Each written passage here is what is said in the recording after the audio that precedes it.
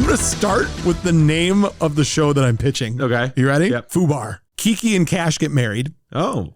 They have a kid. They get divorced. And you see the kid graduate from high school, go to the police academy, and you see like... The police academy? Yeah. This is the multiverse. We're crossing over. Lassard takes the kid under his wing. You'll love the campiness of this. It's Cash is like the fun, wild dad. Yeah. And then Uncle Ray is like, are you taking care of that kid the right way? That's my nephew. Like stock portfolios at age 6. So guess who I've got playing the kid? You're going to love this. Channing Tatum. Think 21 Jump Street. That's really good. Yep. The kid's name is Matt Tango Cash. Do you know why his name is Matt? Little throwback Easter egg. Do you remember Matt Sikowski, the assistant warden? Remember there was the guy who helped him and got killed? So it was in honor of his friend getting killed. Nice.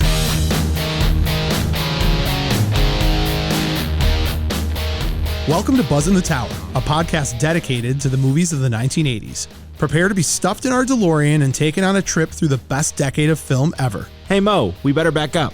We don't have enough road to get up to 88. Roads? Where we're going, we don't need roads.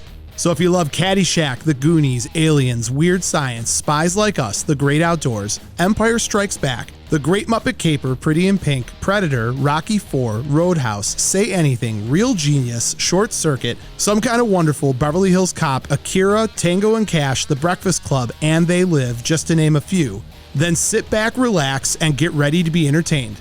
Because we came here to chew bubblegum and podcast about 80s movies, and we're all out of bubblegum.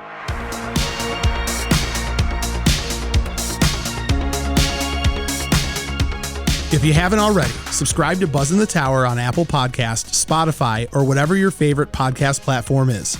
And while you're there, leave a review and a 5-star rating.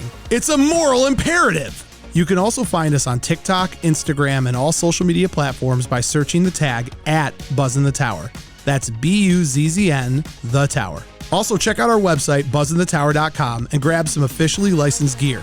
It's so choice. If you have the means, I highly recommend picking some up. Now, if you want to get nuts, let's get nuts. Head on over to our Patreon at patreon.com/BuzzinTheTower. With memberships as low as $3 a month, you can have access to tons of extra content, and a portion of all proceeds go directly to Save Ferris. Doc O'Shea, darling Doc O'Shea.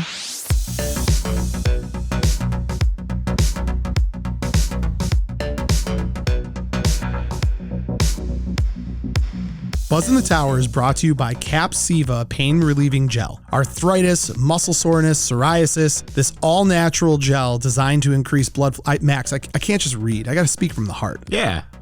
Yeah. If you're riding Falcor all day long and your legs are sore. No, it's like the Duke brothers in Coming to America. You're back. That's right. Capsiva. This stuff is great. Go to their website, capsiva.com, and you can do a free trial of it. And we're real fortunate to work with them as a sponsor because this is something I believe in because I, again, am old as dirt and need this to basically get up in the morning and move around. Yeah, it spikes me up too. Yeah, and you're not as old as I am, but you certainly are falling apart. Yes, I am. Well, we sit down a lot for the show. We do sit a lot. So capsiva.com, try the gel. It will change your life. Buzzn The Tower is also brought to you by Bolton Legal Group. You can find them at ianboltonlawgroup.com. Max, do you remember the movie Money Pit? Do I? Of course. Tom Hanks. Tom Hanks, Shelley Long. That's a real serious situation. A lot of people, when they're dealing in real estate, contractors, it's a dangerous world. The Bolton Legal Group, they'll review your contracts. They'll make sure that you and your needs are taken care of. Rental agreements, real estate, contracts, small and large business, you name it, they do it. You won't be swindled by contractors like Tom Hanks in that movie. That movie's a nightmare for all homeowners. Does it give you like PTSD? Yes. It's a nice house. It is. I know January in Michigan feels like we're living on Hoth, but summer is going to be here soon. And if Jack Chester had access to Bolton Legal Group, their summer rental would have been flawless. You think so? It took me, I just take a minute. I'm like, he knows I'm talking about summer rental with John Candy. All right, there you go. I'm giving you examples of how Bolton Legal Group can help you. For a consultation, call Bolton Legal Group at 248-595-0001. Tell them Buzzn The Tower sent you and get ready to win your case.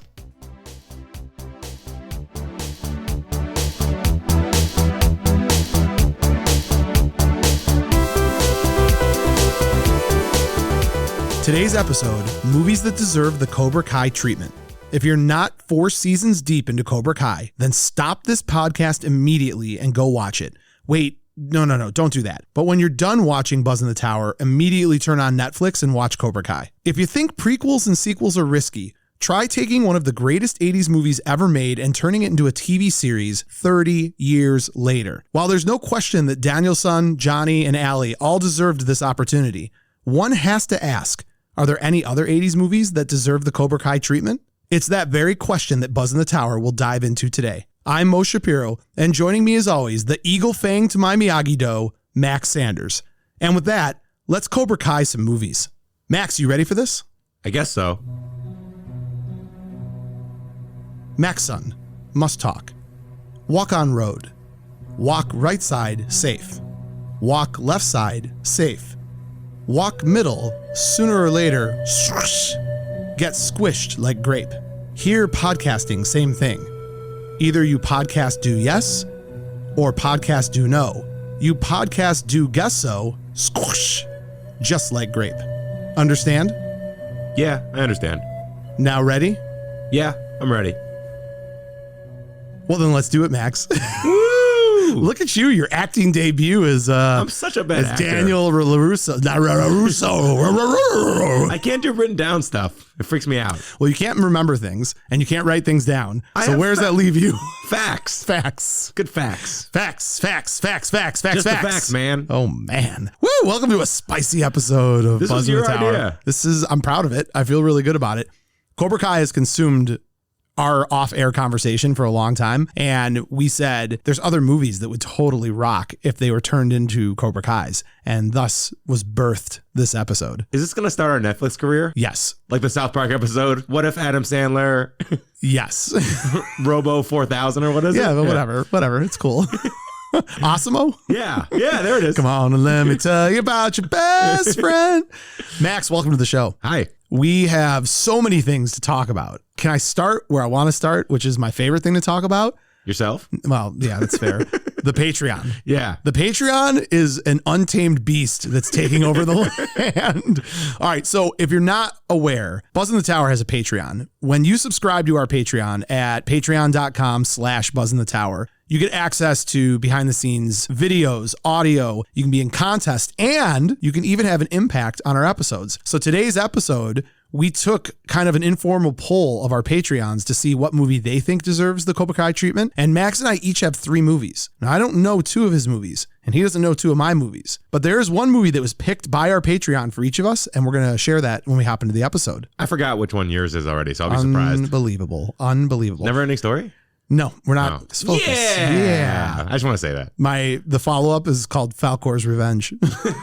It's very dark. It'd be very appropriate to have another sequel to Never Ending Story because it never ends. Well, there was a sequel to it. Oh, no, there's 2 of them. Yeah. Jack Black was in the third one. It was not He's a very bad guy. good. Not I very know. good. Let's start by giving some love to our Patreons, and the list has grown mightily in 1 week. Can you do it all in like 30 seconds? I'm going to try. Here we go. No, make it slow and sultry. You know what you just sounded like? What? Do you remember, oh God, what's the Schwartz? True Lies. You remember when he's pretending? No, that's No, sexy. do it slowly. Do it I slow. love when he drops the tape. Yeah, that's great. Jamie Lee Curtis, what's up? She's great, man. She's the best. She is the best. All right, Is she Max. our collective Max, crush? you're doing it again. Okay, sorry. You're doing it again. I'm going to tase you. People like this. This They is don't. banter. You like this, and your family. Nobody else likes Someone this. asked me the other day how many people are on our podcast, and I go 2. He goes, I thought there was more than that. That's great. Yeah, I thought I was honored. Oh, that's so funny. All right, here we go. Yep. Let's start with our gooses. You can never have too many gooses. No. Or geeses. Not Canadian geese. Not get Canadian them out of geese. here.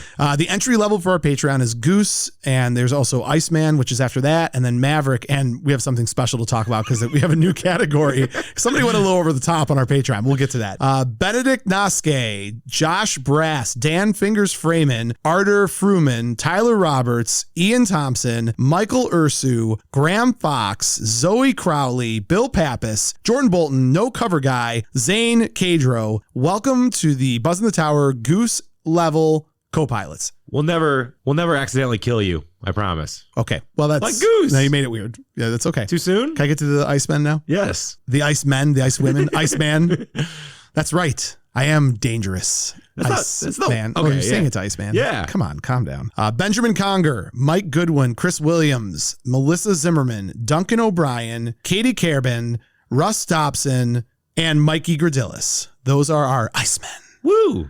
Do they all have spiky blonde hair? Yes. And they play great beach volleyball. Can we get to the Mavericks? Yes. Let's get to the Mavericks. We've got Michael Kirazis. I'm probably butchering that, but I'm doing my best. Tim Williams. We got Matt from Static Rerun. We got Chris from Retro Life for You. Jim Neal Jr., and we got one technical Maverick, but we're going to call him a Viper. Nick Baldwin signed up as a Maverick, but doubled his fee. So we just call him a Viper. He's a double Maverick. He's a double Maverick, so we call him a Viper. So he's our first Viper, an unofficial category for people to go over the top. Tom Skerritt's in his own category. Why don't we just call anybody who goes over the top Lincoln Hawk? Yes, absolutely. He's our first Lincoln Hawk. So Lincoln Hawk it is. Okay. Sorry. Lincoln. How about if they go real over the top? We call him Howard the Duck. How's that sound? That's great. That's great. It's great. Good times. All right. Thank you to our patrons. Phil? Oh, man. Thank you guys so much. So don't forget, check us out on Patreon. Also, all social media channels at buzzinthetower.com. Follow us, subscribe, like, review, throw parties in our honor, whatever we want to do. It That's works awesome. for us. Yeah, why not? Name stuff after us. Ooh, I like that. Yeah. I'm excited about this because we reached out to our co-pilots, our members of our Patreon, and we asked them, what movie would you guys suggest? And there were a lot of really good suggestions. So what you and I are doing today is we're making a case for other 80s movies that today could be given the Cobra Kai treatment. And there's something unique about this because it's not just about a sequel. It's not just about a reboot. This is about, is there an untold story that you and I can gin up and make work that would carry as well as Cobra Kai? Because I got to tell you, every episode of Cobra Kai, I'm just like, this is incredible. It's so good. It shouldn't work on paper. It shouldn't work. Yeah, but it does, and it's incredible. I could watch this all night, all day. It's my favorite thing in the world. So, what 80s movies could we give that treatment to? And then you and I, we're gonna pitch Hollywood. That's what this episode is. So this is our board meeting. This is a big pitch Or elevator pitch. No, it's longer something than in the middle. It's longer than an elevator, less than a board meeting. We reached out to our co-pilots, and they picked two. Max, let's talk about what they picked, and then let's jump right into the episode. Let's do it. So there were lots of different opinions that were given. The one that I landed on, Chris Williams, who runs the Love 80s and 90s page on Facebook, and Paul Kavanaugh, huge fan of the show. Shout out to him and his family. Physically and emotionally. I follow them on Instagram. They are in Disney right now with their daughter for their first trip out to Disney. So that's a blast. They both landed on one that really struck a chord with me. The Last Starfighter. Yes. So I will be pitching today how The Last Starfighter could be given the Cobra Kai treatment. Max, what do you got? What is your patron, your co-pilot suggestion that you'll be using today? Mine were chosen by Edwin Pratt and Matt from Static Rerun. I got St. Elmo's Fire. Oh, that's a good one. Which is right in my wheelhouse. Yeah. So this is the only two that we knew about mutually because we talked about this beforehand. When we're done with those two, we'll then go into two choices each. Yep. And those I don't know. So I'm curious to see what you have. I know you're curious to see what I have. Max, one last thing that I almost skipped. We had a little bit of a online poll that we did, a double or nothing on an earlier bet that we made. Listen to the podcast. You tricked me into I'm not listening to the podcast again. I know exactly what was said. An argument was made about recasting Police Academy, and you felt like Commandant Lassard could be replaced with Rodney Dangerfield, and I said Leslie Nielsen, and you thought I was crazy, and I knew you were crazy, so we did a double or nothing on a steak dinner bet that I had lost you before, and the vote is in. I crushed you. I owe you no steak. You get nothing. Nothing. So to be fair, I was upset by your pick in the moment because if you did the research, they wrote the part for Leslie Nielsen, so you had her lazy pick. But I won the bet, right? No, because it's lack of creativity. I don't even want to do the bet. You forced me into it. But I won the bet, right? Fine. Stakes are clean. We're good. Moving on to the episode. Max, you, so stupid. From a previous bet bully that you won, you are entitled to decide who goes first and who goes second. So I offer to you, my good friend, my good man. You're just happy you don't have to so happy. Some shekels. So happy. The idea of watching you eat a steak on my dime makes me sick to my stomach. You paid for my dinner before. I'd flip a coin to you and say, keep the change, you filthy animal. You paid for my dinner once, and I got so excited that my girlfriend was like, easy. I'm a miser. I remember I threw you a coin and said, get yourself the fattest goose. I'll go first. All right, here we go. St. Elmo's, right? St. Elmo's Fire. You love this movie, right? I do love this movie. We don't get to talk about it very much. We don't talk about it very much. That's going to change right now. This is the definition of the Brat Pack. This is like... This built it. Yeah. So 1985, cost $10 million to make, made $37 million. Joel Schumacher, R.I.P., written and directed by him. He just has got this great visual flair. It's like John Hughes, but more kind of soap opera-y. A group of friends just out of college struggle with adulthood. And the cast is loaded. You got Andrew McCarthy as Kevin, Judd Nelson as Alec, Emilio Estevez as Kirby, Kerbo! Good old Kerbers. Ali Sheedy, Rob Lowe, and Demi Moore. And they all have kind of... Is this your favorite Demi Moore? This is my favorite Demi Moore performance. G.I. Jane. Oh, that's great Seek call. thyself. Great call. Great call. Great call. Yeah, it's so good. I'm glad I didn't bet you a steak on that. Okay, go ahead. Sorry. Oh, I thought you were going to say One Crazy Summer. She was great in that. Why can't I? Cassandra. It took me a minute. I was like, Cassandra, yeah. Or what's the one, Indecent Proposal? Oh, yeah, that's a whole different. Oh, jeez. Okay, so a couple facts about the movie. Mm-hmm. Should I say that or no? Yeah, if you want to. I brought no facts to the table, but if you want to be smug, I have no facts on my movies. St. Elmo's is based on The Tombs, a popular Georgetown bar. And Rob Lowe had to fight for the part, even though I think he's the most perfect. He went into the audition on a motorcycle, put down a 6-pack of Corona and started drinking them. Sure. And Emilio and Andrew McCarthy roomed together in real life and prepped for the role. Ooh. Yeah, that's fun. I like that. I'd like to be a fly on that wall. So 37 years later, here's my pitch, right? Here we go. Walk me through it. This one was the hardest one because... It's going to be really interesting because you and I bet, have a very different way of approaching it, which is good. It's just going to be different. Like, I'm curious how you're going to pitch versus how I pitch, but go ahead. So 37 years later, the gang hasn't seen each other in forever. 3 decades at least. Sure. And they're coming together for ... Wait for it. Pause. Billy's funeral. Oh, we start off with some angst. We call it St. Elmo's funeral. That's the name of. You win. You win. I have a couple. First of all, can I tell you why I love you? I don't spend enough time giving you enough appreciation and telling you that I love you. People don't realize you and I, we get our topic. Yeah. If we're doing a joint topic where we're working together, we'll talk all throughout the week. But on these standalones where we're kind of coming up with our own ideas, we don't talk beforehand. No. So I didn't tell you to pick names for the show. I just prayed that you did because I have absurd names. My for name's mine. on fire. No, you've come out the gate. You're literally looking back in your rearview mirror, waving at me, saying, "Catch up with St. Elmo's funeral whenever you have time, Mo." This is fantastic. Please continue. So going for the big chill kind of vibes, you know what I mean? Right. So they're horrifically depressing. They're all back in DC, and Jules is a Beverly Hills yoga guru. Kirby is a low-end lawyer. Kevin wrote a book about St. Elmo's, like their whole gang. Yeah. And it really split them up as a group because he's like, that's how you think of me? You know, that kind of stuff. Alec is a Republican congressman, sold his soul to the devil. You kind of saw it coming in the movie. Wendy runs her dad's greeting card company, and Leslie is an accomplished skyscraper architect in Asia. Okay. Yeah. Everyone is somewhat okay on the outside, but you feel like there's something missing. You know what I mean? And they come back to Georgetown for the funeral, and Billy was just the seat of his pants, gig-to-gig saxophone player. And they go to the reading of the will after the wedding. I mean, after the funeral. Same thing. It's okay. And it goes to show, I hope Selena heard that, where your head's at. Weddings, funerals, potato. So there's a video reading at the will, because you got to get Rob Lowe in there. Right. And Billy requested the gang spend 3 months together in the same house in Georgetown if they want equal shares of his estate. And they're like, Billy's a mess, you know what I mean? He doesn't have any money. This is just a cry for help. He just misses the gang, that kind of thing. Turns out that one night in April in 2011, Billy befriended the Winklevoss twins at a bar he was playing at. Jesus, that's... And they told him about their Bitcoin play. So Billy did the most Billy thing ever and asked for an advance for his week of playing, emptied out his savings account that night, handed them $2,000. And they're like, put it in, don't care about it. That today is worth $266 million. So the gang is in. They're gonna live together in a house for 3 months and see. This feels like MTV Real World, just so you know. A little bit. Well, they kind of spawn the real world. There you go. And you can have things like Billy's son and baby mama trying to ruin their experience because they get the money. Sure. You know what I mean? Yeah. Kirby runs back into Dale, Andy McDowell, see if, the flame is still there because she's living there. And will there be a love rekindling between Kevin and Leslie? And can the group really reconnect? There's got to be a lot of St. Elmo's drinking scenes. The place they live in is right next to St. Elmo's. Right. And twist alert, they get past the 3 months. Turns out Billy wasn't dead. He faked his own death. Oh my God. Jesus Christ. Just to get the gang back together. And they're all together now. And they buy St. Elmo's and they make it into a bar franchise. And that's the next couple seasons. I don't even know how to respond to it. What you just did... It was a roller coaster. Woo! Although here's the thing, I'd love to make fun of what you just did, but I just want to throw out there. If I went up to you and you were an executive at Netflix and I said, all right, here's what I've got. Do you remember Johnny Lawrence and Daniel LaRusso? So Daniel LaRusso owns a car dealership now and has a daughter. Yeah. And Johnny is divorced and he's got a son. Yeah. Oh, and the guy who he fought in Okinawa, he shows up and Allie shows up.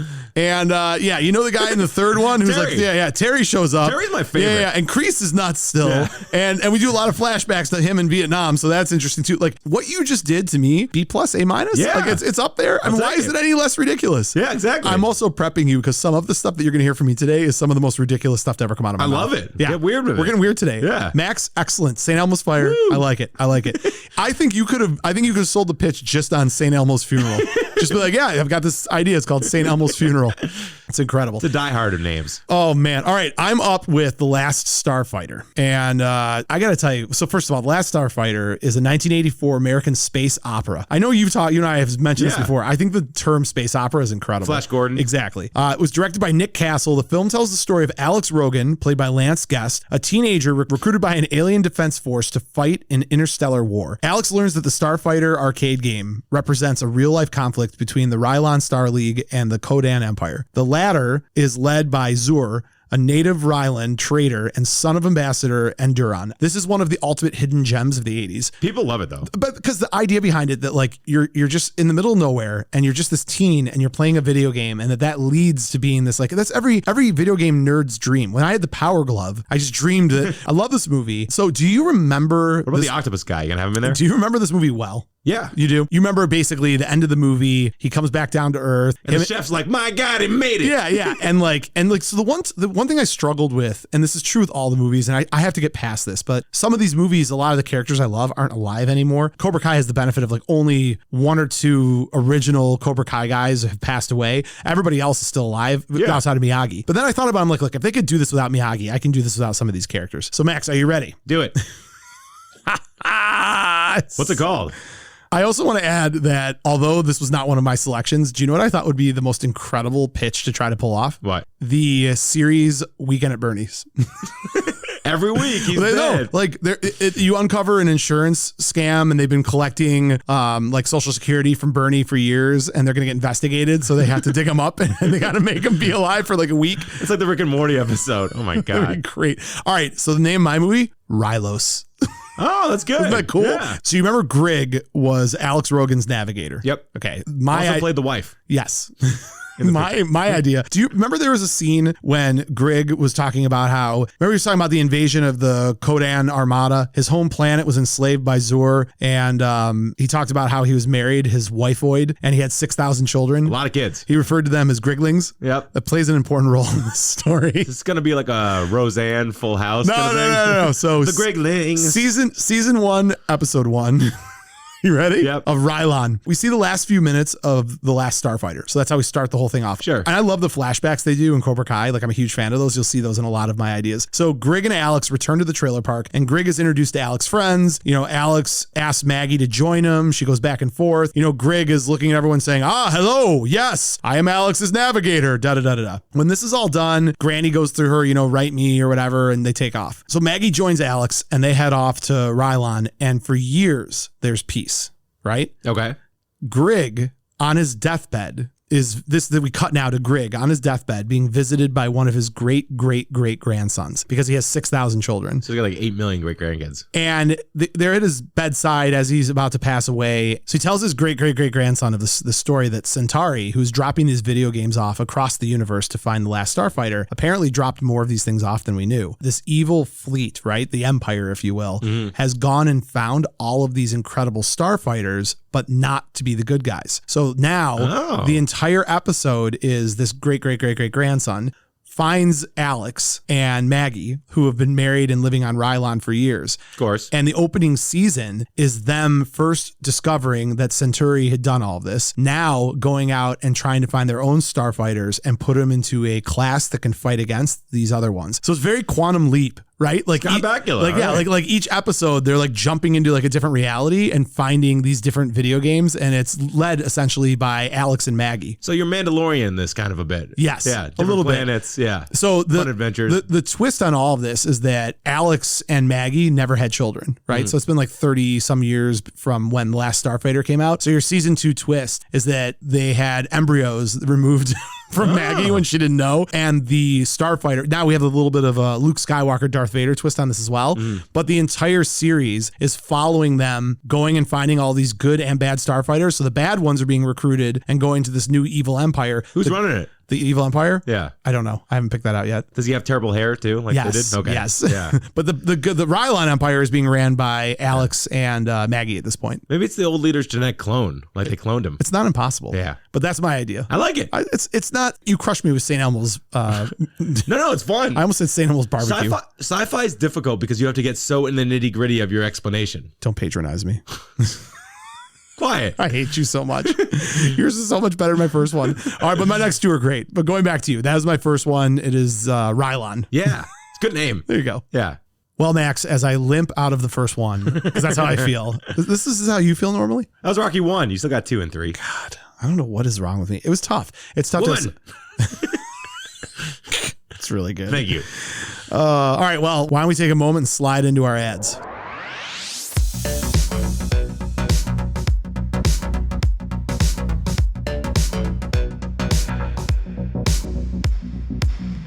Buzzn The Tower is also brought to you by Dobie Real Estate. You can find them at wearedobie.com. Established in 2018, they got 140 total employees, $400 million in sales in 2021. Best-in-class marketing services with a dedicated marketing team. They ensure that your property has eyes all over it. A comprehensive market analysis on your home with your Dobie agent. A proven lower average days on market than the competition, 25 days versus 29. That is crazy. Less than a month on the market to sell a house. That's dope. And that's nuts to me. They have sold, like I said, $400 million worth of homes in 2021. It's a lot of Ferris Bueller Ferraris. Big time. And we talk about this all the time on the show, off the show. When we're done being podcasters, we're going to be real estate moguls. I'm already a real estate mogul. You are not a real estate mogul. But Dobie Real Estate is who we currently work with, who we have worked with, and who will continue to work with. Please tell them that Buzzn The Tower sent you, and any of your home sale or purchase needs, there's no better place to stop. So please reach out to them. Again, wearedobie.com. If you get a chance on social media, check them out on Facebook, Instagram, all their different channels. They're pumping out great content on how to buy a home, what to look for, and all types of good stuff. Well, that was a lovely little ad. Always. Now we're back to my redemption story. The Mo Shapiro redemption? Yeah. It's nothing like the Shawshank. God dang right. Get busy potting. I feel like I climbed through a sewer pipe on the first 500 one. yards of stuff smelling. I don't even want to know. I like that one too. I feel like I didn't. hard to pitch. I know. It just is. I tried it. And I threw it out. It was tough. You know those like typical in a show where someone's crumpling papers and throwing it against. I gotta let it go. Yeah. I gotta let it go. Yeah. I'm turning into you. I can't be insecure. The people pay good money to see me insecure and you. Yeah, confident. and me confident. Yeah. All right, we're gonna turn it around. You're up. I think we're doing every other. I think it's that my title hit you too hard. I wasn't expecting that. It was really good. Okay. It was really good. I changed one word. But I've got some bangers coming up, Max. Okay, cool. I got a couple really, really good ones. Yeah, One of them actually, my last one, my best one, was suggested by some of our co-pilots, but it was going to be mine, regardless of whether they suggested it or not. So, ooh, do you want to go steak dinner for who's got the best list? No, I don't. Okay. Well, who's got the best one? No, I'm not betting. No more gambling. I don't feel the strength. I don't feel the power today. Okay. I don't feel the glow. Okay. You got that glow. Soul glow? Yeah. I was talking about the last year. Yeah, I know, but do you know? I was stringing it. Do you know? I did show enough on our villain episode. Do you know? Max, what do you got? This is a movie you introduced me to. Uh-oh. Dirty Rotten Scoundrels. Oh, that's so good. It's so good. You picked Dirty Rotten Scoundrels. Yeah. With Michael Caine. 1988, made $42 million. I can't find anywhere how much it cost to make. I wonder why that is. I have no idea. All I know is it paid for Michael Caine's house. Oh, no. I'm thinking of Jaws 4. That's why he did Jaws 4. He did this movie because he could stay in a French villa for 3 months. Yeah, he did Jaws 4 because he just wanted the money or whatever. Can we just bribe Michael Caine to do stuff? Yes. Okay. Let's get him on the show. Cool. So story first. Two common bet on who can swindle a young American heiress out of $50,000. Simple heist kind of con men kind of thing. I love all these. Ocean's 11, Money Heist. All those are fantastic. You got Steve Martin as Freddie Benson. Michael Caine as Lawrence Jameson. I'm sorry, who? Michael Caine. Michael Caine. Glenn Headley as Janet Colgate, a.k.a. the Jackal. Mm-hmm. She's awesome. She's great. Dick Tracy, Mr. Holland's Opus, and Sergeant Bilko. I freaking love Sergeant Bilko. You would. Sarge! I want to be Sergeant Bilko. I loved her. I mean, like, loved her in Dick Tracy. Yeah. Is Dick Tracy in 80s? No. 90s. Yeah. I love the goofiness. Yes. I love the goofiness, the heist and con aspect. There's not enough of those movies and TV shows, so I think it really works. It's always fun when it's one last job. You know what I mean? When it's like, we need to do this one last time, bring the band back together. I'm just going to call this Scoundrels. It's going to be simple. So flash forward. It's 2022. Lawrence is fleecing snowbirds in Florida for pocket change in get-rich-quick Ponzi schemes and is living in a duplex with his butler, Arthur, who's also Senator Palpatine, which is bizarre. Very bizarre. We don't know what happened. Like, what happened to this great, luxurious lifestyle that he used to have? Freddie went legit, kind of. He's an options trader on Wall Street, and he has huge ups and downs. We see him slay a giant commission, but then he gambles all the way at the track. Like, there's something missing from his life. Like all shows. You need something. Then, out of nowhere, Janet visits them both. She's bougie, she's on private planes, she's wearing furs, and apparently she conned both of them out of all their money after a few gigs together and just left, disappeared. They couldn't find her. She needs them because her daughter, LaFrey, it's a combination of both their names. Wait for it. Who took up the family con business and owes $5 million in diamonds to an Italian mob boss, and they're holding her hostage. So the only way to get her back, steal the diamonds as a group. Let the con begin. And they go to work with LaFrey's crew, because you got to get like that younger aspect in there, who narrowly escaped. So her crew is Brick Steelington, who's an explosive expert. Brick Steelington. This is a Rick and Morty sketch. This is their heist episode. You got Shades, who's a female makeup and costume guru. Stay with me. I can't. Brick Steelington got me, and then Shades. You got Flexi Lexi, who's a contortionist and illusionist. This is just Ocean's 11 now. Kind of. There you go. And Lars Hackerman, who's a computer genius.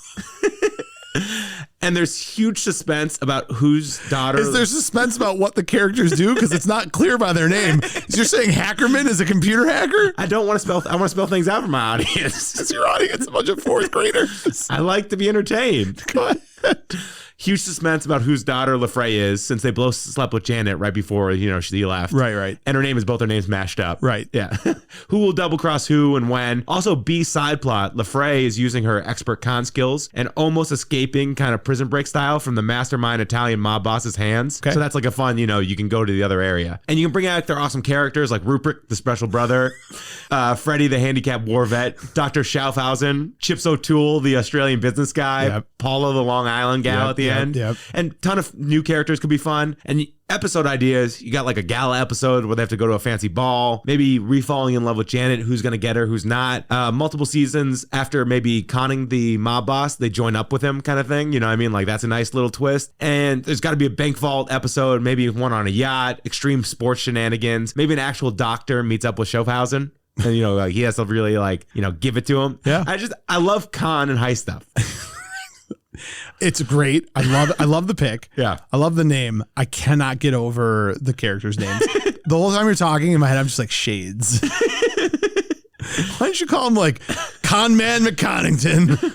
I like MacGruber stuff. You do like MacGruber stuff. MacGruber. Max, you're strong. Very Max strong. Max strong. What do you got? What do I got? I don't know that I'll do justice to this. Tantalize but me. when I tell you what it is, you're going to be so excited. Your face is going to light up.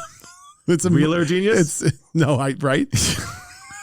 All right, I'm going to start with the name of the show that I'm pitching. Okay. You ready? Yep. FUBAR. Oh, that's really good. Tango and Cash. That's really good. 30 some years later. God. I knew of all the names, like I don't know if this is the best one for me, but the name really is the good. best That's one for really me. good. Yeah. So Tango and Cash.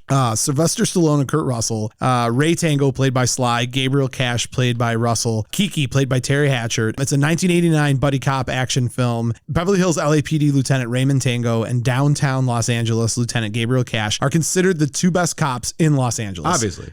Neck and neck. They are opposites in almost every way and have an intense rivalry with each considering himself to be the best. Their actions often make headlines. They are the target of a lot of people. The people they put in jail, the drug lords that are getting their organizations busted by them. Yeah. And they are framed for a crime they did not commit. They are sent to jail with each other. Yep. Subsequently, they team up, become friends, escape. That's Tango and Cash. And they shower together. There's a lot of great things about this movie. The guy with the chin. Maniac cop. Face. So the toughest part about doing this movie is they kill all the bad guys. Yep. So when you're trying to think of like how you're going to turn this into the next The sons Cobra or Kai. daughters. You amp this up. Oh, don't worry. I got you. You ready? Yep. Kiki and Cash get married. Oh.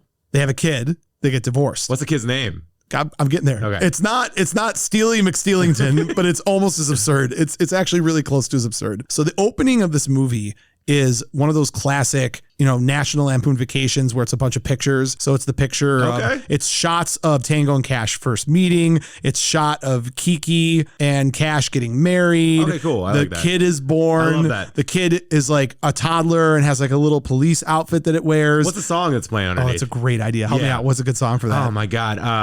More Than a Feeling? Don't Stop Believing? Yeah. Yeah. Maybe some Journey. Yeah. In the same line of Journey, maybe like Steve Perry, Oh Sherry. Oh, that's good. A little, oh Sherry. I like it. Hold on. All right, I'm there. All right. Frame by frame, the kid's getting older, and you see the kid graduate from high school, graduate from college, go to the police academy, and you see like Eagle Police Academy? yeah. This is the multiverse. We're crossing over. Lassard takes the kid under his wing. So the kid graduates from the police academy. The whole time in all these photos, you'll love the campiness of this. It's Cash is like the fun, wild dad, and then Uncle Ray is like, yo, are you taking care of that kid the right way? That's my nephew. Sure, like stock portfolios at age 6. Right. Birthday parties, right? Yeah. Ray gets the kid like a little Wall Street Journal and like a little suit. You're building on these characters, and Kiki is Kiki. So She make it as a dancer? hold on. I'm in. The kid becomes a cop, and it's the mix of Tango and Cash. You cut to the kid after the intro of all the photos and everything. You're in the actual precinct where the kid works, and the kid walks in wearing the suit, and the kid, he's in his like 20s. He's wearing still the kid, though. clean cut suit and tie. So he's like his Uncle Ray. Yep. Except then he starts talking and he's all Cash. Okay. He's like wild, doesn't play by the rules. Does he got tattoos or something? Yeah, Okay, like cool. he's both. He's the perfect blend of both of them. So he's working a job undercover. Oh. Because he's obviously the best of the best in the precinct. So you know what happens, right? He Gets kidnapped? He gets framed and sent to jail. Oh, again. Yeah. And Kiki, who is divorced from Cash. Oh, she is? Oh, yeah. They got divorced. Okay. Come on. With his personality, they can't stay married. That hair, too. So she goes to, what's she do? Her kid has been framed and goes to jail. Who's she go to? She goes to Ray. Yeah. And Ray's like, I'll fix this. But Ray's like, have you told Joe Gabriel? Have you called Gabriel Cash? And she's like, will you tell him? Their relationship is like strained a little bit, obviously, because, divorced from his sister and everything. So Tango and Cash, they're back. And they got to save his nephew/son. Are they both cops still? No, they're retired. They're in their like 70s. Okay. But Yeah. they were cops all throughout? All throughout, they were cops. Now they're both retired, right? So they're basically, nobody will help them. The cops have turned their back on them, but Tango and Cash are back, and they're going to help get their son/nephew out of jail. I love it. And plus, you got the financial resources of Tango. So, like, they can do, like, ridiculous stuff. Absolutely. So guess who I've got playing the kid? You're going to love this. Who would you? Miles Teller? No. Who do you think should play the kid? Miles Teller. Who else?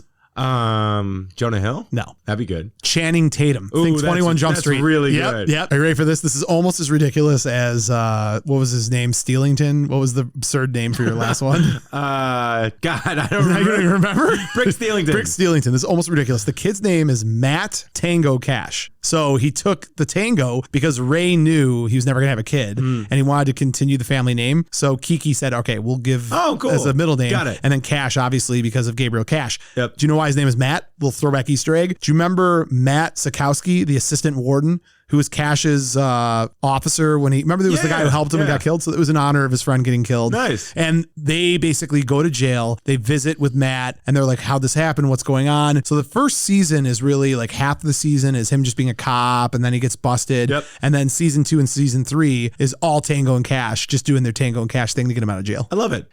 Does Matt have like a wife or something like that? That's concerned No, about? his story is like totally irrelevant. Oh. He's just sitting in jail. He's just sitting in jail. This is all so I can just get Tango and Cash Well, you back need together. a B plot though. No, my B plot is the rekindling of the love between Kiki and Cash. Okay, I like it. Yeah. So there you go. Honestly, a little more Channing though. You know? I know. I do feel like it's a little bit of waste of a character if I could get Channing in there, but we'll see. Okay. Maybe after they get him out of jail, the three of them open their own private investigating group. There you go. There you go. Now you got it. Ha! All right, a little bit of redemption from the last Starfighter. Yeah, I like that one. All right, good. Max, up to you. What do you got? This is my barn burner. This is like my nuclear button annihilation of you. Oh boy. This is so much fun. So Gen Z needs to be hip to John Hughes stuff. Okay. They know that they like it from all the Netflix shows, like about high school dramas and But all. you feel like it's a little imposter syndrome. They don't love it the way they should. They need a nice dose of John Hughes. Okay. Yeah. Yeah, I feel like the world, like Jim Henson and John Hughes, right? It's not a better place for them not being around. Yeah, but Jim Henson, there's still Muppets I everywhere. know, you're right. There's a thing on TikTok right now. It's Elmo. Like, it's like a big thing. I know, yeah. Wait, is he a Muppet or is he Sesame Street? Same thing. Oh, All Jim cool. Henson. Oh, cool. Jesus, tap dancing Christ. I wasn't sure. Max. I'm not a mupologist like you. Oh, I've got my PhD. You do. So I feel like Gen Z needs to know the high school drama, the kind of like Cobra Kai does a good job of this. I feel like you could amp it up a notch with John Hughes as your source material. Sure. I went Pretty in Pink. Ooh, pretty. You went dramas. Yeah. Very interesting. Well, TV shows with Syndicate, I watched so much TV. Yeah. Or I used to, at least. Now all I watch is 80s movies. Yeah. I'd literally watch like a full season of CSI in like a day, just listen to it and stuff like that. Yeah. So Syndicates, you need the small stories and the dramas with like the larger that makes plot, sense. kind of like. That's back to your point about why The Last Starfighter was so tough. Like, I find it very difficult to do sci-fi. It's really difficult. The only one that's done it recently is The Expanse. Well, I was going to say, and then like The Mandalorian and all that stuff. That's probably why it's so incredible to me. Yeah, because they had $400 million and so much source material. Sounds like an excuse to me. No, I'm saying like it's hard to do that. Yeah. I should reach out to Fabro and see if he could do The Last Starfighter. But go ahead. I'm sorry. So you call it Prettier in Pink. Oh, Prettier in Pink. Yeah. God, that's so. Fubar was pretty good though, wasn't it? Fubar's my favorite one so far. I don't know, dude. St. Elmo's funeral is the best thing I've ever heard in my life. So Pretty in Pink, simple origin story. A poor girl must choose between the affections of dating her best bud or a rich but sensitive playboy. Love it. In 1986, cost $9 million, made $40 million. Directed by my hero, Howard Deutsch, because he married Leah Thompson, too. Yes. And I guess their kids are actors, too, now. Makes sense. Yeah. Written by John Hughes. And there's so many icons in this movie. It's like Molly Ringwald as Andy. I guess she hated the prom dress that she wore at the end. She kept it? Yeah. No, she hated it. Oh, she hated it. Yeah. She kept it. I was like, why the hell did she keep it? What the? No.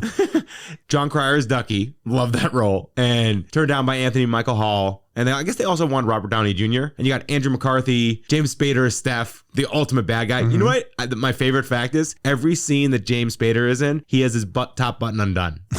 I found that. Isn't that great? Is that something you found, or did you watch the movie and uncovered it yourself? A little both. Okay. little column A, little column B. Annie Potts is Iona, the record store owner. And you got Dice Clay as the bouncer. Yep. So it's key that everyone aged really well, which is clutch in Cobra Kai. Like all these actors have a sense of humor about where they come from. Molly Ringwald did Not Another Teen Movie and, made fun of herself kind of. And Cryer did the Ducky dance on the James Corbin show. Okay, new plot. I'm so excited. Blaine is a hotshot tech lawyer in LA.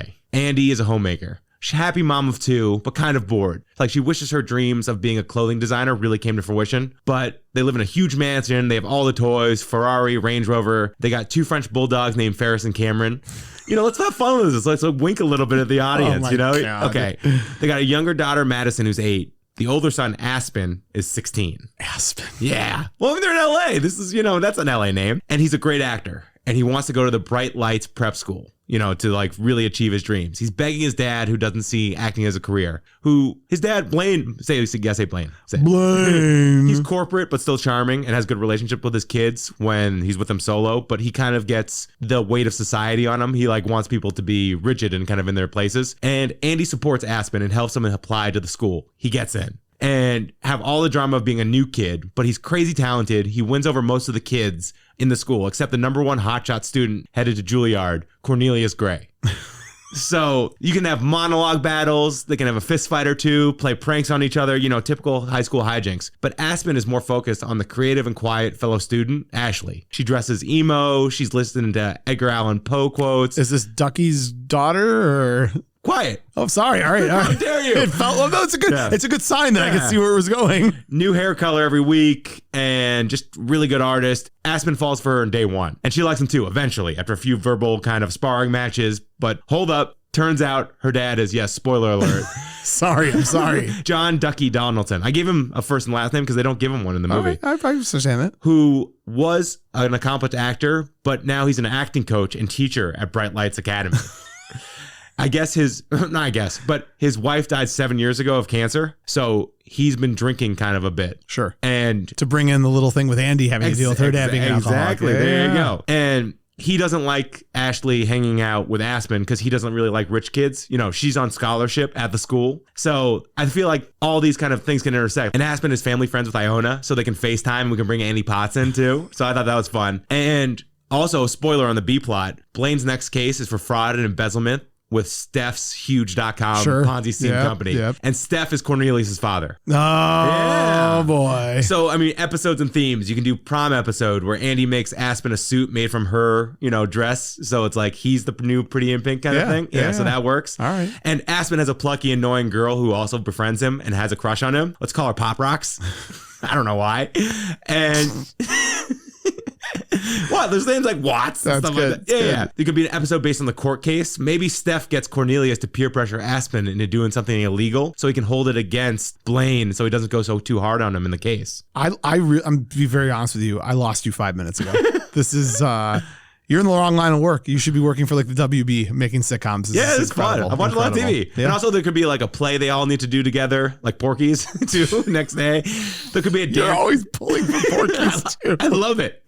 And there could be a dance class episode where Ducky brings back the Otis Redding try a little tenderness thing. Sure. So, and who's going to be with who, all that kind of stuff. It felt more, this one felt the This most. felt more like Cobra Kai. This actually feels like Cobra It Kai. does, yeah. It felt natural. I feel exhausted.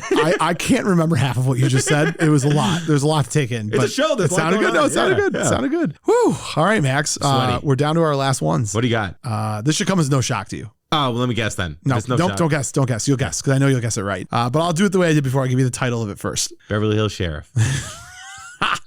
Beverly Hills Firefighter. You ready? That'd be good. You ready for the name? Yep. The Curse of One-Eyed Willie. Oh, there it is. This is my dream. This is less about the podcast and more about me fulfilling like my destiny. You tricked me because on the Patreon, people suggested Goonies. You're like, nah, I'm not going to do that. Right, because I didn't want you to know. Obviously, that was the one I wanted to do more than anyone. This is my banger. It's my best one. So The Goonies, 1985, Richard Donner, Steven Spielberg, Sean Astin and Josh Brolin are Mikey and Brandt, their brothers. They are joined with Jeff Cohn as Chunk, Corey Feldman as Mouth, Cary Green as Andy, Martha Plimpton as Steph, Kei Hei Kwan as Data, Robert Davey and Joe Pantoliano as Jake and Francis Fratelli, Ann Ramsey as Mama Fratelli, and Max, do I even need to tell you what this movie is about? Sloth. It's all about sloth. Yes, sloth is definitely a part of it. I will not argue with that. A group of young misfits called the Goonies discover an ancient map and set out on an adventure to find legendary pirates' long-lost treasure. This is my top 5 overall any category movie ever. Yep. We've talked about this. It bounces around 2 and 3. Ooh. It depends emotionally. Every once in a while, you can get me to say it's my number 1 favorite all-time movie ever. Yep. But it's really high up there. It's got everything that I love about film. The same reasons that a lot of people love Stand By Me. To me, this is like an easier to digest version of Stand By Me. Interesting. Yeah, that works. Like Stand By Me is an incredible movie on its own merit. What's heavy? If you wanted, this is like Diet Coke. The Cliff Notes. Yeah, it's a lot. And I want to learn stuff, but I don't want to know I'm learning stuff. And just the idea, this very beautiful, rare time in a child's life when they're transitioning from I believe in Santa Claus to I don't believe in Santa Claus. The magic and mystery of being able to get a map, go on an adventure, save the adults. Like this is still the segregation of kid and adult. And it just flirts with that space. And I love those kind of movies. You crystallize childhood way more than I do. I know, because your childhood was an abject disaster. Yeah, so you don't much. talk about it very much. It's a sad boy. It's a lot of weird stuff going on in your head.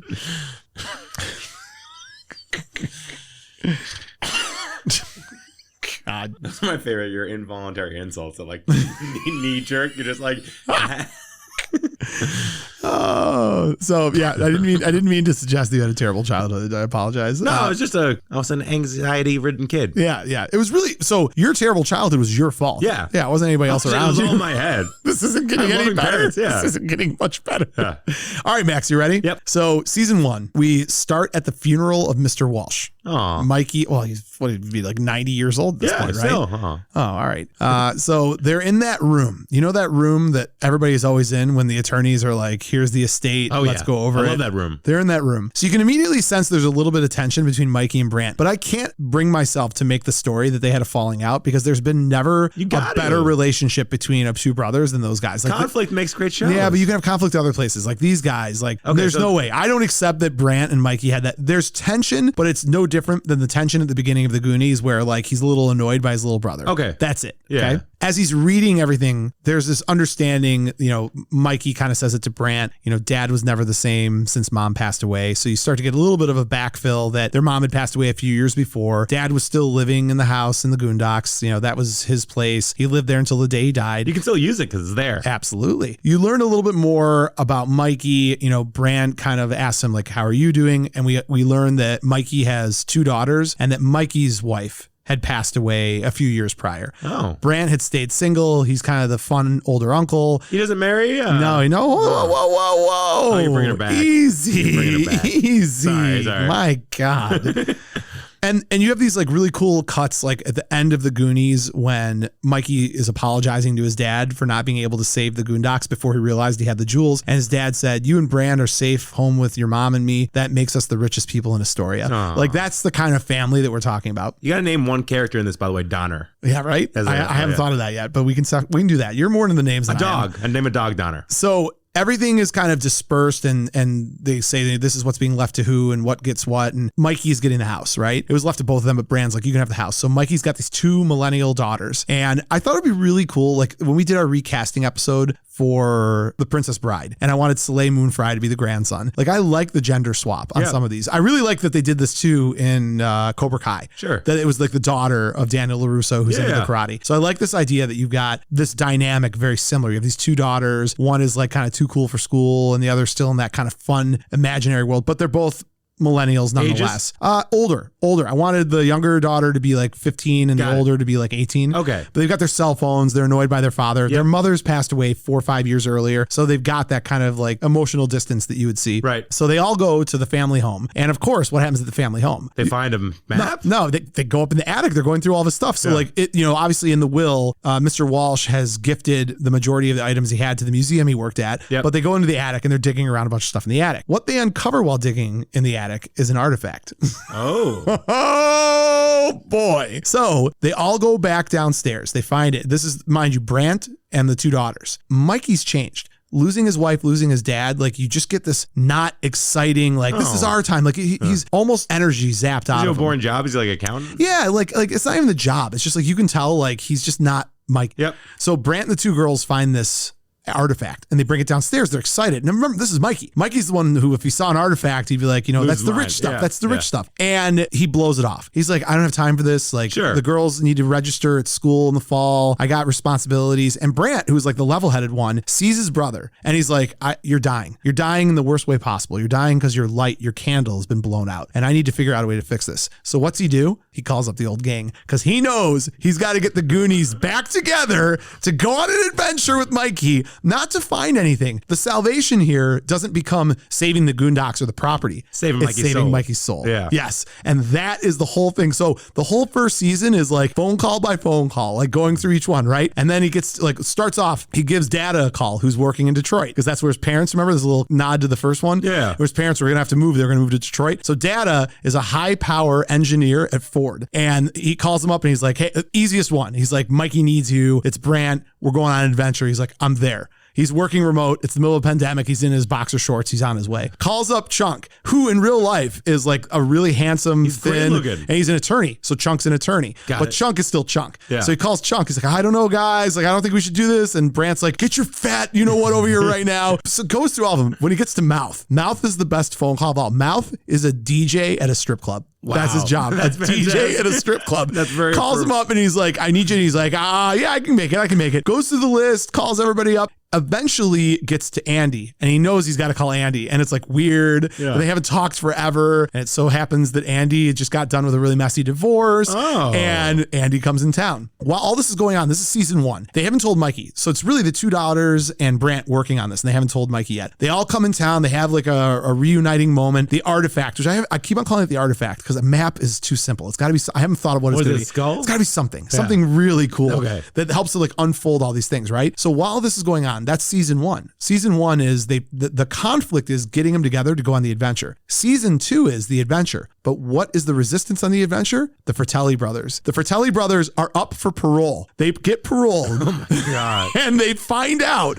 They're both like, we need to go find those Goonie kids that put us in jail forever. Mind you, Sloth is still alive, even though the actor's not alive. Sloth is still alive. Where's Sloth? That we get to that. When Chunk has to come from his attorney, remember he was living with Chunk and his family? Yeah. Sloth is still living with Chunk. Oh my God. And so they call, that's the big like reveal in season 2. So if the Fratellis find out that they found another, call it a map for right now, it's not a map. But then season 2 is like getting everything together and these 2 younger girls, they're like helping them, but like they're using technology. So it's this fun kind of tip of the hat, like in Cobra Kai, when Johnny doesn't know how to use the internet or how to use a cell phone. Like, so they're all having their adventure and they're like, okay, how many paces is it? And they're like counting the paces, but the 2 daughters are like, yeah, you can just map that it on GPS. You don't need to do it. And that's the story. Like, it's just this reinvigorated, and it ends up being the curse of One-Eyed Willie, right? So what they're going after is One-Eyed Willie's real treasure. Oh. And I don't want to tell you what that is, Max, because I got a feeling this is going to make it all the way to Netflix. Will there be a giant octopus? Yes. Okay, good. 100%. So this is unreal. I love this. This is a movie. That you made a movie. You think it's a movie and not it's not a show. A show? Because getting the gang back together is a 5-minute montage clip. No, we could do 5 episodes, 1 episode of getting each person. No, that's not how it works. That's not how TV or movie works. This is this is the best movie pitch out of all of them. It's 100% a movie. Yeah. I feel like I failed, but I felt good saying it. I'm like smiling. I love talking about it. It's really good. Woo! Yeah. Woo! We did it. Max, you know what it's time for? The Buzzn The Tower Fan Spotlight.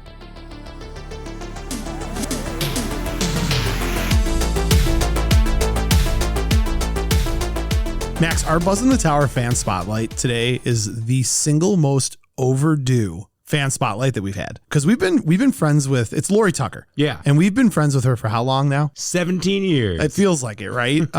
Lori Tucker, I remember, I just have to gush for a minute, right? Gush away. Lori Tucker is the supermodel who was in Van Halen's Hot for Teacher video. Yeah. She also has been in a bunch of episodes of Airwolf. She's had a great acting career, great modeling. Wolf. There it is. A great modeling career. She's still today as stunning as she ever was. But more than that, she's like the nicest person alive. Early on, she became a fan of the show. Lori is by all accounts one of the nicest people I've met in my life. Like, she's just very kind. Upbeat, positive. Yeah. And she has lived such a life. I mean, when we've talked with her, she was on, Max, remember when she was interviewed on 80s Happy Hour? Yeah, with Timmy and John. Yeah. I mean, she was great. Like, she's just gracious with her time. She has the best collection ever of just different guitars and pictures, and she's very cool. You can't talk 80s without bringing up Lori. Nope. She knows it like the back of her hand. She does. So I'm very interested to see what she had to say about our topic for today's Spotlight. Hi, Lori here. So when Mo and Max asked me to put my 2 cents in on this, the very first thing that popped into my head was Ferris Bueller's Day Off.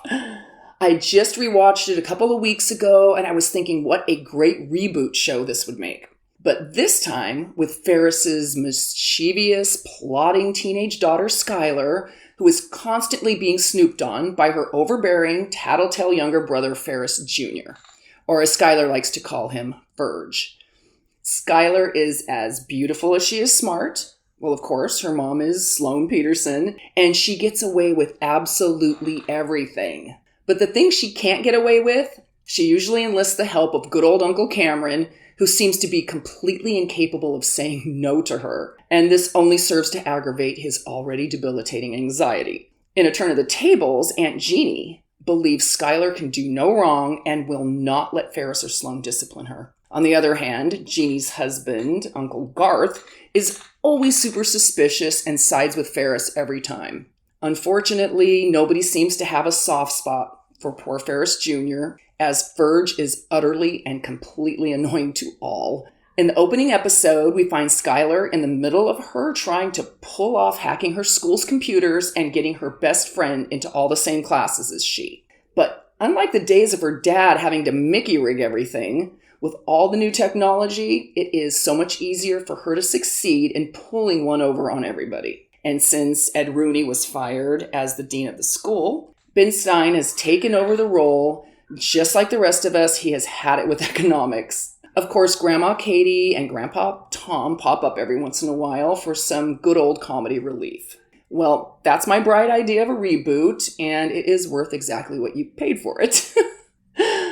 I would just like to tell everybody that I am working on a fundraiser for Patrick Warburton's celebrity golf tournament for St. Jude's Children's Research Hospital. And it's coming up Friday, February 24th through the 27th. They have an amazing string of events, starting with singer-songwriter night, and then there's an amazing music jam night with Alice Cooper headlining, and of course, the gala night with the silent and live auctions on the 26th. You can go to warburton.com and check out all of the amazing auction items and or donate. If you guys are local, get tickets to this. It is an amazing event, and it benefits kids with cancer and other life-threatening diseases. And with St. Jude's Children's Research Hospital, no family ever has to pay a dime. Thank you so much for listening. Everybody have a great day and take care. Well, she made me feel like I didn't do a very good job. Ben Stein as the dean. Lori crushed it. Yeah. Crushed it. Had names for like the uncles. No, and and stuff like that. she went max level deep. I love Ferris Jr. I love all the nicknames, the story, the plot. Additionally, I want to reiterate what she said, Warburton.com. We've done a shout out to this charity before. It's great that she's involved with it, so please support if you can. St. Jude's is the best. They are. Every year my mom doesn't want a gift, I just donate to St. Jude's. Oh, that's fresh. Yeah. Lori, It's like my one saving grace. I know you made the joke, you get what you pay for, but you just made that sound like we put you on retainer, so we owe you one. You did a wonderful job. Woo. Max, that wraps the show. This was really fun. This was it was stressful for me. I have a friend at Netflix. I'm going to contact them. You did a great job. You did an outstanding job. I'm very proud You of did you. too, man. Fubar rules. Fubar was good. Yeah. The Goonies was a movie, and sci-fi is Starfighters. hard, okay? I feel like every time you say that, it's just, God. I'm beat down right now. Is that how you end the show? That's how I end the show. Goodbye. No, it's Good good. grief. It's good. That's Charlie Brown. It is. It's okay. I got Fissels. That's Eeyore.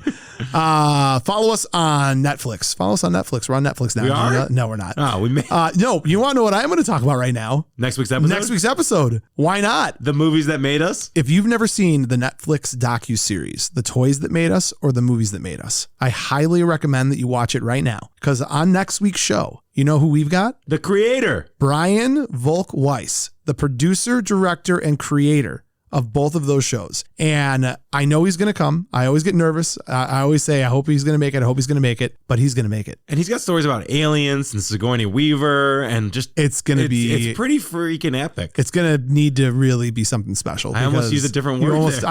I was going to bleep it out. I was ready. No, we're excited to have Brian on the show. Max, other than that, follow us on social media at Buzzn The Tower. Like us, follow us, listen to our episodes, visit our Patreon, patreon.com/Buzzn The Tower. Leave reviews on Apple Podcasts. Leave stars on Spotify. Max, what am I forgetting? I think that's it. Go buy a shirt. Yeah. Buy some swag on our website, buzzinthetower.com. We got cool stickers of us riding Falcor as dinosaurs. Great stuff. As Marty Back to McFly the Future dinosaurs. Yeah. There's a lot going on. There's a lot going on. Max, how do you want to round out the show? I give you the honor and the pleasure. You crushed today's episode. I'm very, very excited to be across from a pro like you. Crane kick to the face. I'm so happy you brought it back to your terrible endings. That makes me feel like a man again. By the way, the technique, I just watched 2 and 3 for the first time. Yeah. That drum technique, how did he, in the second one, when he's beating up the guy at the dance recital, he's just wailing his arms like sideways. That's how you fight. I lose. Just when you're getting pizza at 3 o'clock in the morning. It's a very poor technique. But yes, that happened Deep once. thoughts. Yeah. Deep thoughts by Max Sanders. How do I want to finish? I feel like I'm Fubar. That's how I want to finish. Paint the fence. Paint that. See, Max, the beauty of me being the Just person, right there, the beauty of me. the beauty of me being the person that does all the editing is that when I run out of something to finish, I just splice in some sound. So I'll finish on that. Greetings, Starfighter. You have been recruited by the Star League to defend the frontier against Zur and the Kodan Armada. Get ready. Prepare for blast off.